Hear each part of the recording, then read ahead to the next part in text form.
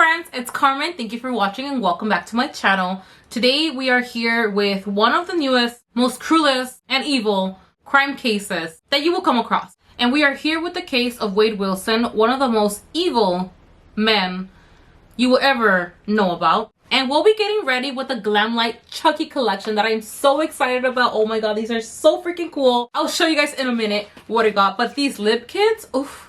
But before I show you all this collection and get into the case, I want to address something that is going on TikTok, and it's ridiculous and it's out of line and it's very inappropriate, and that is the fact that this man is being romanticized as if it was like so hot what he did. Like, you would think this man committed heroic acts instead of the murders that he committed, and it's giving Ted Bundy fanatics.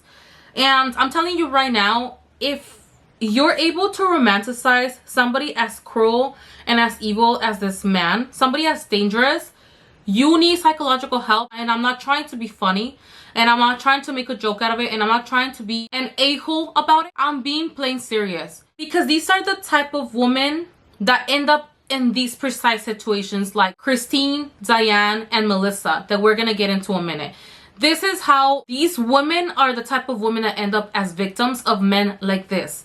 And there is absolutely nothing romantic about it. There's absolutely nothing romantic about men beating a woman up. There's nothing romantic about women getting beat and strangled to death. And this is serious, because there's a series of videos with sounds and effects. This man literally took people's lives and he's being romanticized for it. He's being praised by women. Like, there's women wishing to have someone like him. And I think for these people, it doesn't click in their head. Like, it's not clicking in their head what they're wishing for, or what exactly would happen to them if they had somebody in their lives like this. It's not normal behavior. And again, you need to get help. If you are capable of romanticizing a monster like this, you need to get help. And I'm being genuine about this. It's not normal behavior. One thing is fiction, and another new thing is reality. Get your heads out of your ass and out of that bubble you're stupidly trying to live in, and bring yourselves to reality, how things really are, because it's not okay. Without further ado, let's get into this case. I can't even express how excited I am to use this whole collection. Like, honestly, it's been a while since the collection has gotten me like this excited, like this pumped. So I'll put this blush kit because it's so pretty. I mean, how cool is that? That is totally out of my comfort zone, but we'll make it work. We will make it work. Ain't she no pilot? Oh, this one also has like that little, what do you call that effect? I don't even know what it's called, but how cool is that? Oh my god. Hands down, this is like one of the coolest collections I own. The colors. Oh my god. Oh my god. These are the ones I'm really excited about, the lip kits. Like, I'm excited about everything, but if there's something I'm excited extra about are the lip kits. How cool. How cool. Oh gosh, I love that. It's literally like a really dark brown. I think she like outlines her lips or something like that, right? Yeah, she does. I especially grew in asphyxiation. Is that what it's called? Asphyxiation. Yeah, asphyxiation. For Chucky the movie, when she started coming out. Oh my gosh. Oh my god. Oh my god. How pretty. How freaking cool are these? What the Chucky one looks like. So cool. It's a lighter brown. It's like more neutral. Oh gosh, I love it. Let me see the lipstick. I'm excited about the lipstick. Low-key, I'm like hoping it's kind of like a nude. And it is. Yes. And yes, I bought these without really looking at the colors. It's just the whole like theme of it. I'm like, I have to have it. I can work with anything. I have to have it. I love how it comes with a little card and everything that like talks about their brand and such. Oh god, not the mirror. I'm always dropping something, I swear to god. You guys, seriously, check out Glamlite.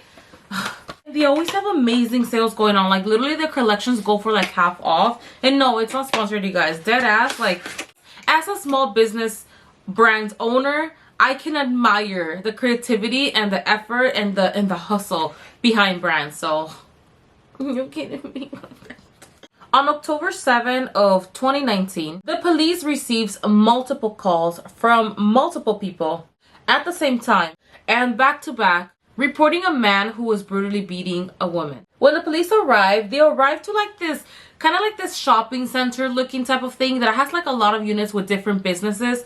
And they arrived to a scene of a woman who was really badly beaten up. Her clothes torn, blood just all over the place. And she went by the name of Melissa Montanez, also known as Mila. As she is questioned as to what happened, she tells police that her ex-boyfriend had actually arrived to her workplace, which was called Mia's Spa and which she owned. She tells them that they had agreed to meet up at the parking lot outside of that shopping center because he had taken her car and she was trying to get her car back from him. And this whole interaction resulted in a physical altercation and kidnap attempt. Now we're gonna come back to her testimony because her testimony was like key in court, as she was the only one that was alive that was able to actually testify against him. A day before all this, Christine Melton and Stephanie Johnson had met up at a bar where they tended to go to unwind, you know, to hang out, to have some fun. They were only in their 30s. So, of course, Stephanie testifies that Christine and herself were at the bar and they were having a good time, you know, having some nice drinks, hanging out, just having a good time themselves. And as they were hanging out, Stephanie states that she was approached by a man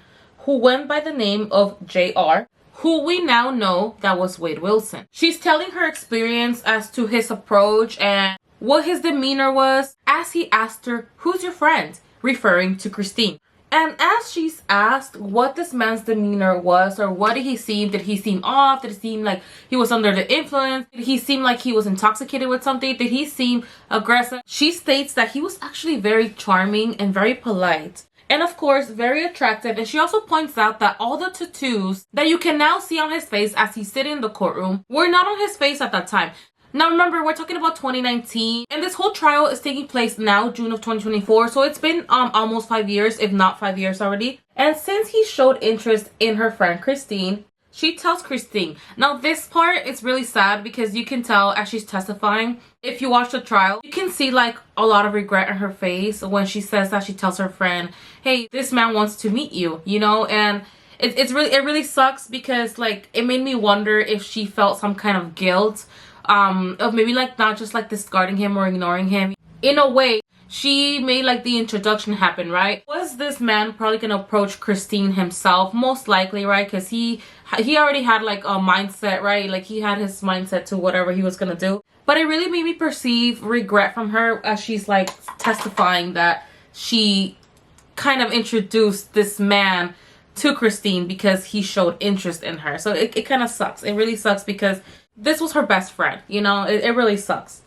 I feel like in situations like these, or when something happens, it's just inevitable to wonder what ifs, the what ifs, right? And I feel like the what ifs and the possible scenarios can possibly consume you, especially if the outcome was like of a loved one losing their life. You know, it just I can only imagine. I'm very empathetic and I tend to like put myself in people's shoes, and I can feel some sense of regret of like, had she not notified Christine of this man's interest, would he had approached her himself, or would he had just left us alone and, you know, none of this would have happened, you know? Or maybe it's just my brain that loves to make alternative scenarios even though things already happened.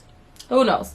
Stephanie continues to tell the events and how they were pretty much having a good time. You know, he was pretty charming. He seemed genuinely nice. And I mean, think about it. This like 6'6" man, really handsome, because no tattoos. I can only imagine how handsome he looked without the tattoos.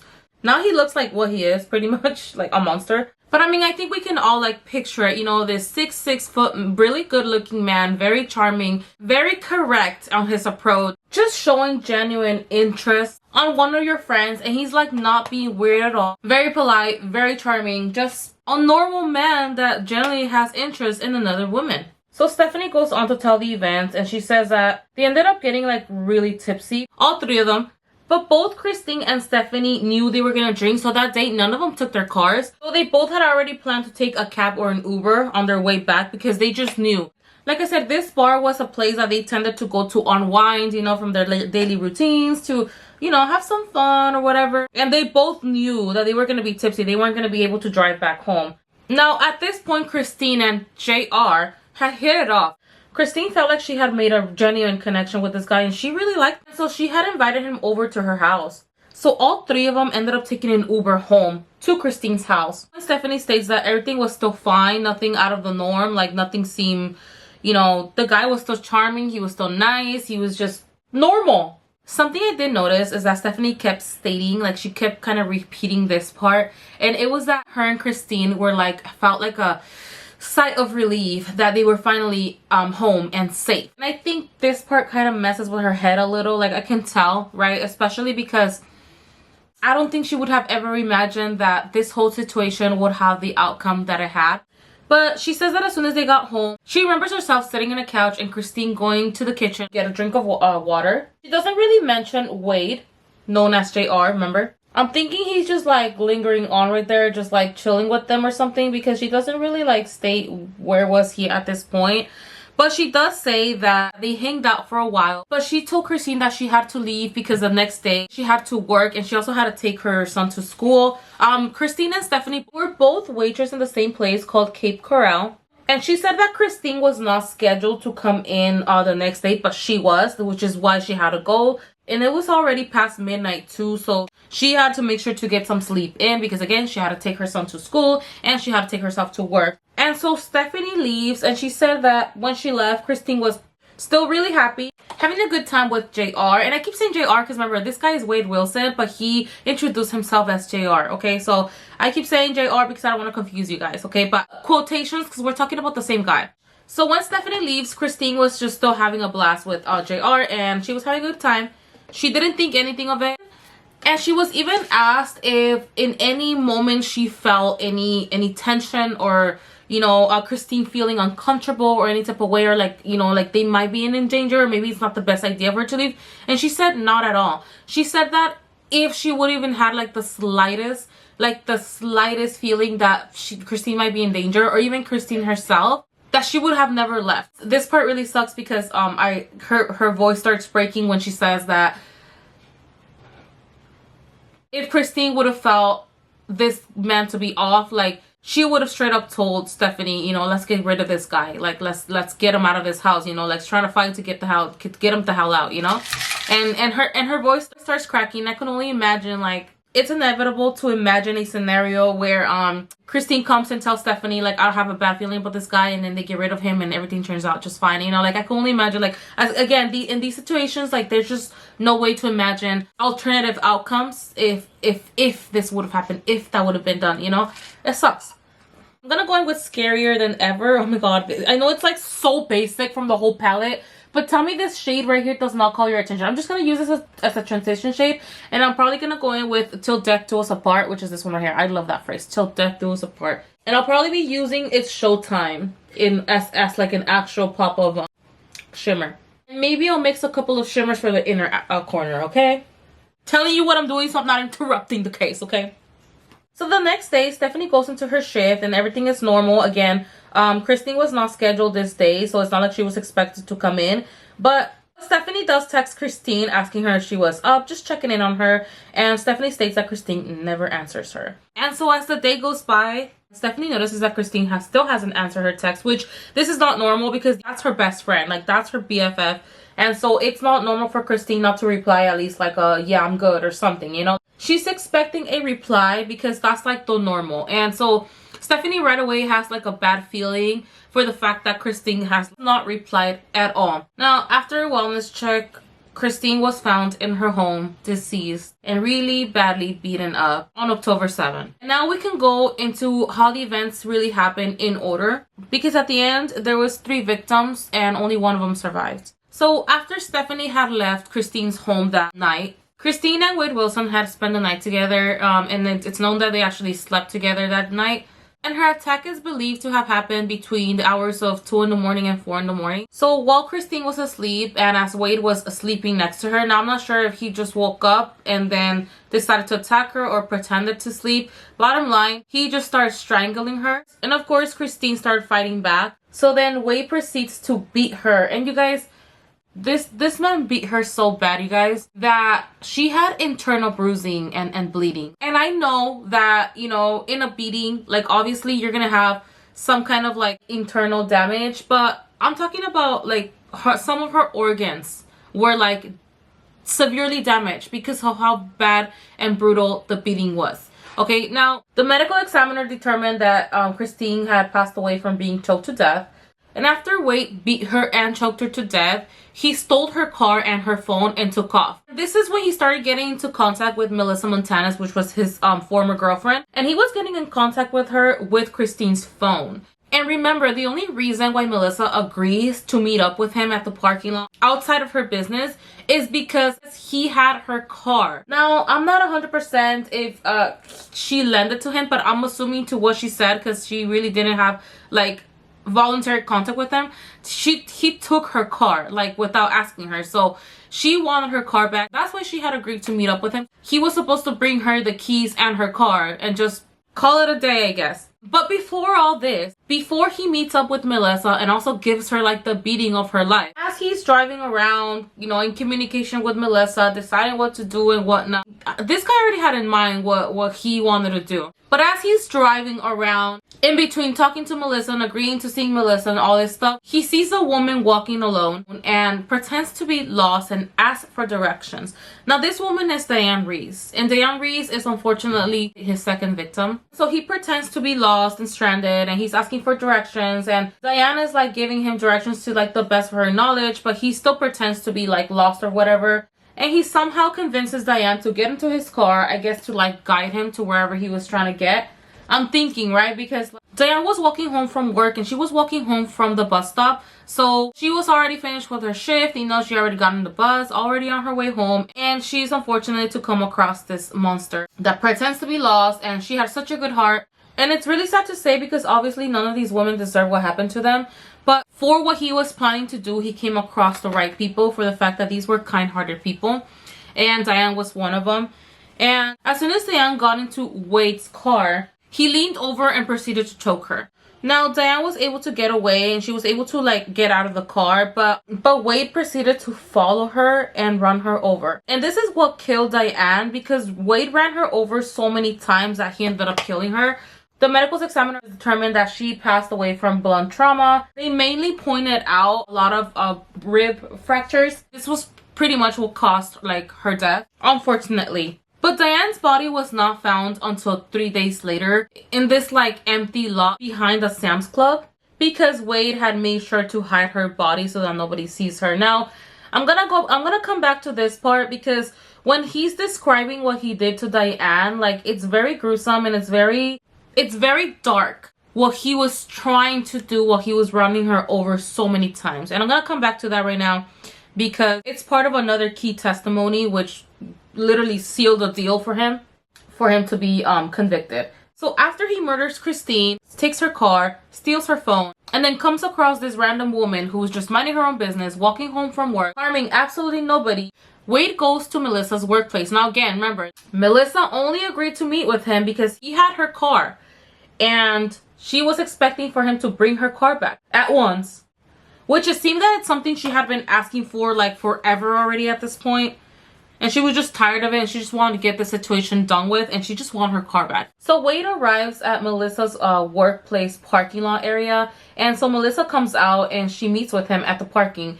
And so she's totally confused because he pulls up in a black Versa Nissan, which was not her car, obviously. And she goes on the driver's side. Like, she goes on the driver's side window to talk to him. Like, she doesn't get near him. She doesn't get, you know, next to the drivers. This whole time, he's inside the drivers, by the way. He never gets out. And she goes on the other side. Smart woman. I think at this point, she kind of, like, she knew.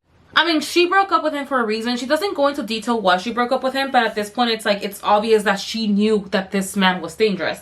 She's asking him, where's her car? Like, what the hell is going on? Why is her car not there? Like, that's the whole point of them meeting up there. Like, that's the only reason why she agreed to meet up with him. And he's just calmly looking at her, telling her, like, get in the car. Like, are you kidding me right now? Like, this man literally just killed 2 women, guys, in the most horrific, gruesome way that somebody can possibly kill somebody. And he's just telling this other chick who happens to be his ex-girlfriend, just get in the car. Get in the car, Melissa. Get in the car. Like, what are you doing? Get in the car. I just can't fathom, like, how are people just... Anyways, Obviously, Melissa says, no, where is my car? And since he sees that she's not budging, she's not gonna go in, like she says no, he grabs her dress and he tries to pull her in. Like, at this point, it's not clear if the door is open or it's just through the window. But I'm assuming for some reason the door was already open, because she said that she had to go like plank style on the car, so like he can't pull her in. So you have this woman with like her arms on top, like just like, literally like standing straight, so he can't like pull her in. And he gets really mad. Like, this pisses him off because she's not budging. She's like fighting against him, which apparently he really hates. Because like, why are you fighting, right? Like, why are you fighting for your life? How dare you fight for your life? So he gets out of the car. At this point, like, her dress is like literally like tearing off her body. So he gets out of the car and comes around to grab Melissa and force her into the car. But the car is in motion because his dumbass forgets to put it in park. So this whole time, like, the car is on drive. So the car is just going on itself and they're struggling. She said that it got to a point where, like, I guess they ended up in the farm. This guy's like 6'6" and Melissa's about 5'2". She's very petite, very small. They're on the ground struggling, and then I guess the car like ran both of their legs over or something like that. And so Melissa's fighting him as much as she could. Like, she is fighting him, okay? This guy is beating her. Like, this guy is beating her, trying to grab her, and she's just fighting back. And Melissa says, this part really sucks, right? This part I'm gonna say it's gonna suck, because I think it's gonna like also give us an idea of what she was thinking this whole time. Melissa, this whole time, she's like trying to prolong and buy time as much as she could. She even states at one point, you guys, that she knew she was gonna die, but she was buying time. So they're struggling throughout the parking lot, and somehow they end up near the stairs. Now, at this point, people are gathering around. Okay, nobody's stepping in, nobody's helping, but people are gathering around. But these are the people that are making the calls, like the frantic calls to 911. And there was like a lot of backlash, right, towards these people, because it's like nobody's stepping in. But I don't know, you guys. I mean, it's just, I don't know what kind of people these were. I don't know what age groups they were. They were older people. We don't know, okay? Like, this man is really aggressive, okay? Like, like, at this point, Melissa, like, her clothes are torn. She's beaten. Like, she's punched in the face, like, I don't know how many times. Like, blood is gushing. You guys, like, I could only imagine. I personally would love to say that I will step in, but I don't know. In the moments when everything has happened, I honestly don't know what my reaction would be. I don't know if I would be one of those 911 callers, honestly, because what am I gonna do? Dude, like, climb on his back, get my ass beaten too? I think I would be more helpful if I'm calling law enforcement who actually have the training to do something, okay? I don't know. It's just the way I think. I guess it's just the way my brain processes things. I don't know. Anyways, they ended up in the staircase. She ended up going up the staircase. Again, this whole time in her mind, all she's trying to do is buy time. At this point, she knows help is coming, because she sees so many people and hears so many people calling 911, that at this point she knows help is on the way, but she's just trying to buy time. Now, at this point, you guys, is when she says that she knew she was gonna die. So she already mentalized herself that she's going up the stairs, by the way, because her unit of her spa business is in the second floor, I guess. So they're going up the stairs. Like, she's running from him, you know, attempting to get away from him. And she says that she's trying to get away from him, but she's like mentalizing herself already. Like, okay, if he gets me into my unit, if he gets me into my spa, you know, he might get me in there. He might kill. I don't know if they might have to resuscitate my body after. You know, she's already like, these are things she's thinking, and she's testifying this in court, by the way. These are things that are going through her mind. Like, she's mentalizing herself, hey, I might die for a bit, but it's gonna be, it might be okay, because help is already on the way. It just might have to be part of the process of my possible survival, but I'm sure I'm gonna die for sure. Like, this is what's going in her mind, okay, as she's trying to fight off this man. At this point, they're in the second floor, okay? She doesn't know if she's gonna be thrown over. Now, on one of the final punches, actually the final punch, on the final punch, he like hits her straight into her face and like into her nose, and that's when she sees like the most blood, okay? Now, for a second, you guys, that he let his guard down, she's able to get away from him by going under his arm and just booking it. Now, one of the business there, she was really friends with everybody there, and one of them's like, get in here, Mila, like, get in here, you know, get away from him. So I guess they like lock the door or whatever, and they lock her in, and this guy just like takes off. Like, he dips. So he leaves, and then police arrive and take Melissa's testimony to report what the incidents and everything that happened. Oh shit. And he goes to an acquaintance, a friend, right? And I guess his friend had like a business for like trips and stuff like that. And so he heads over to his friend's business to ask him for help so that he can flee the state. You know, when the friend is testifying, like, it threw me off a little bit, because Wade arrives to his friends, okay? He arrives to his friend's business, in sweats, only wearing sweats. He's barefoot, shirtless, and covered in blood, you guys. Like, he has blood all over. This guy has only sweats and blood all over the place. Like, you see somebody like that walking and you know something is wrong. Like, either something happened to you or you did something, right? Like, the part that threw me off, because Wade is telling his friend or acquaintance, they refer to him as an acquaintance and as a friend. He's telling his friend that he just killed 2 people, okay? That he killed 2 people and really badly beaten another, and that he's trying to flee the state, right? And that he just needs help to get like either a plane ticket or whatever. Now, I'm not 100% sure. It wasn't really clear what kind of business his friend was running. At the same time, I'm assuming it has something to do with, like, I don't know, getting tickets for trips and stuff like that, because he went straight to him literally to try to get a plane ticket. Or I'm not sure if he was asking for assistance to get under his name. I'm not sure. Bottom line, he went to that friend to try to get a plane ticket or something to get out of the state. Now, when they asked, no, it's not funny, okay? It's not funny. It's just like, it's ridiculous. They asked his friend if at first sight, okay, like they're asking him because Wade gets there, but his friend is like with the client, so he tells him wait a little bit. Now they're asking this acquaintance, when you saw Wade at first sight, was there any signs of concern to you? And he's like, well, not at first, but then I took a good look at him, and then you know, the way he looked, then he's telling me that he killed these people, I kind of started to believe it. Like, dude, this man is walking up to you in sweats only, barefoot, no t-shirt, full in blood, okay, covered in blood, all kinds of like scratches and all kinds of stuff, okay? And you're gonna tell me that at first sight you didn't have any kind of concern? What world do you, where is your head? Like, where is your head shoved up at? Because, like, I don't know about you, but first thing I would do is I would just dip into, first of all, ask what's wrong, and as soon as he says I just killed 2 people, dude, get inside and call the police. Talking about at first I didn't see any signs of concern. Are you kidding me right now? This man is literally straight up telling him that he just killed 2 people. And so he was like, then I took a second look at him, and I kind of started to believe that it was true. I'm like, dude, seriously? I feel like the whole courtroom was like doing a hard eye roll at him right there. So I guess this friend told him that he couldn't help him. This pellet, chef's kiss. Now, after Melissa gave her full report to the police, they had like agreed to, you know, try to convince Wade to come back, make him believe that she was wanting to talk to him or whatever she needed to make him believe. Bottom line, they wanted to get him back to the scene so that they can take action and arrest him. So now Wade goes back to that whole shopping center, right? He's waiting at the parking lot because he really thinks Melissa's gonna come out, okay? Melissa agreed to see Wade again to try to, I don't know, come to an agreement or something. And Wade really believes that she's trying to fix things with him or whatever. So he comes back to the parking lot, and as he's in the parking lot waiting for Melissa, because he really thinks she's gonna come out after doing all that to her, the police approach him. And so he's in his car, right? And there's a video of the interaction, everything that happened and all, like everything, like the way it was handled. And you guys, this guy, he's just chilling in his car, and he tells the police that because they approach him, they tell him what he's doing there, and he says he's just waiting for his girlfriend to come out, like she should come out any minute. She works at such place, which he was right on the parking lot of that place. And he like nonchalantly just tells him like, oh yeah, no, like I'm just here, my girlfriend's gonna come out right now, you know, we agreed to meet here. And he's like, oh, okay. He goes, yeah, because they reported a man in his car, and we just want to do like a wellness check. And this, now the police knows what they're doing at this point, right? But they just like, they don't want him to like leave. And so the officer tells him to like hang on for a minute because he's like waiting, I don't know for what. He was waiting for like his partner to arrive or whatever, because he told him, just wait a minute, okay? Just chill for a second for me, please, because I'm waiting for my partner and I need him to get here so that we can clear the situation. So Wade starts to realize what's going on, okay?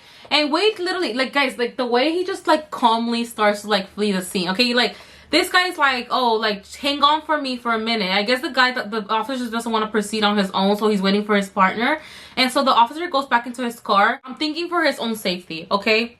And so Wade literally starts to like flee the scene. He starts to leave. Ooh, I'm gonna do it really lightly because these are bright. Yes. Ooh. Oh damn, a little bit goes a long way with these, for sure.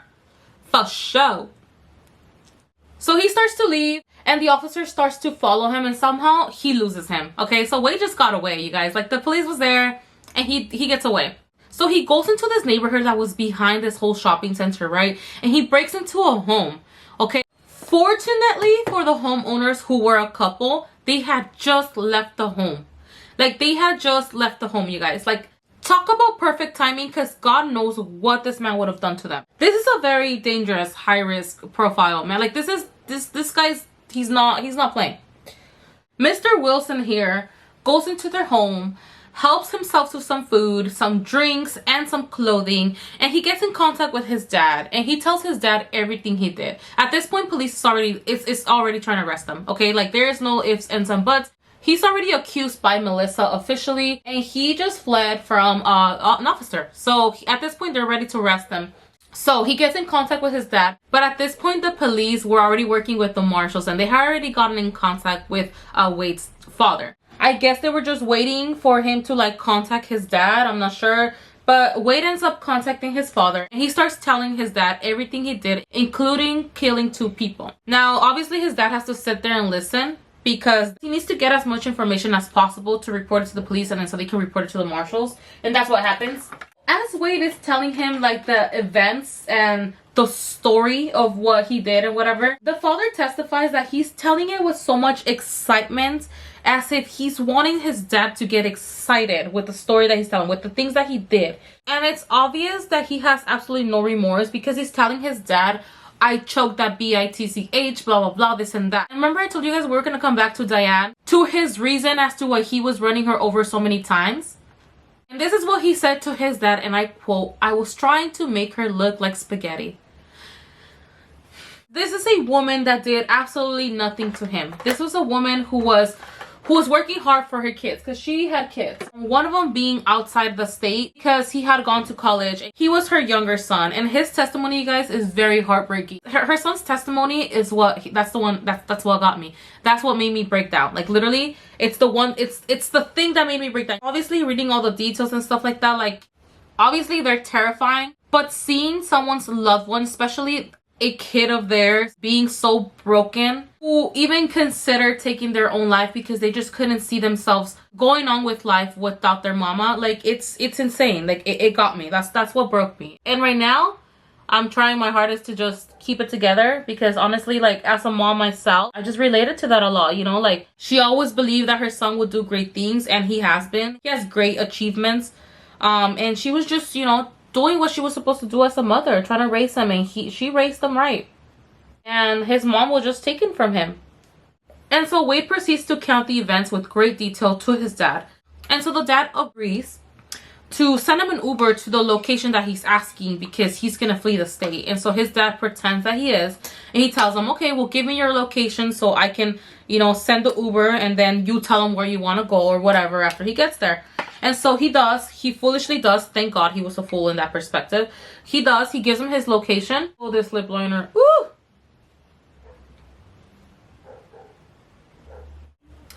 Bruh.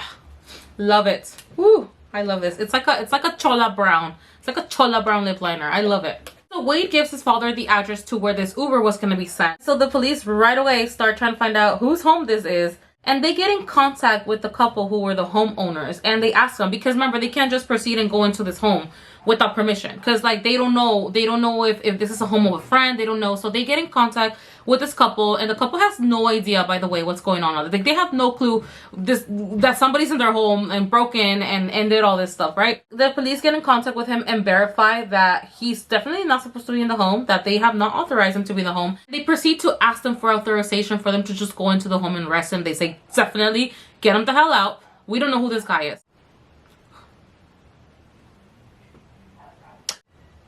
So pretty.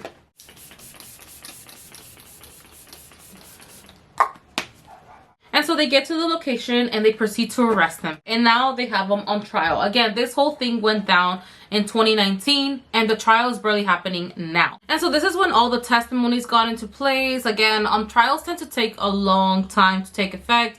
But meanwhile, this guy has been under arrest this whole time. So thankfully, like, he was never released on bond or anything like that. Because, dude, this guy literally told the detectives that he would do it again. Like, he had no remorse. Absolutely no remorse. And he even told the officers, too, that he was trying to make Diane look like spaghetti when he was running her over so many times. Like, sick. Now, if you watch the trial, the testimonies are really sad. Because obviously, it's people who have been directly affected because they were really close friends or relatives of Christine. And then again, it was Diane's son who made a testimony. You know, he's telling his achievements, talking about how his mom always supported him and everything. And how she always told him he was going to do great things. He was out of state in college and he was never able to see her again, you know, so it's really sad. Like, he feels robbed. Obviously he was, like, his mom was just literally taken away from him. And again, Melissa's testimony was like key to making sure that this man was taken care of by the law, you know? By the way, as they're testifying, as they're going over events, as they're describing the things he did, this whole time, this guy is smirking. He's having casual conversations with his lawyers. He's like looking at them like, that's right. When Diane's son was like getting up and heading up from testifying to go back to his seat in the courtroom, this guy literally follows him with his eyes since the moment he gets up all the way till he walks back. Thankfully, this kid never looks back, right? But this guy's literally still trying to like intimidate and like pretty much like tell him like, I did it and what? Like, that's right, that's what I did to your mom. Like, pretty much like with that side. And when his former girlfriend Melissa testified, she constantly tried to like negotiate with him, like talk him out of what he was trying to do like during the attack. She even says that like behind those eyes there was like nobody anymore. Like, honestly, if you take a close look into his eyes, like you literally see like it's lifeless. Like, there's nobody back, there's no soul. Like, this man is just pure evil. When they said that the jurors wanted him to like, they recommended the death sentence, like he didn't even react. He was just like, all right, cool. I guess we're gonna have the death. Like, he is like, he's not even worried, you guys. Like, again, this man has no remorse, nothing. Like, he doesn't feel anything. Well, I don't want to say he doesn't feel anything, because like deep down me, like I'm hoping he's at least terrified, you know, like that at least he's feeling at least a quarter of the terror of what these women felt. Just imagining that now his life is gonna end. But one could only hope, right? In this man's sick head, he felt like really cool. And so he like literally confessed everything like braggingly. Like, he had no remorse. He had absolutely no remorse, no regrets of what he did. He told him like, I will do it again. Now, something that was really upsetting, and again, obviously it's the lawyer's job, right? Like, to defend whether they believe he's guilty or not, whether it was something really horrible he did. Like, their job is just, it's a job that somebody has to do, and that's what lawyers are there for.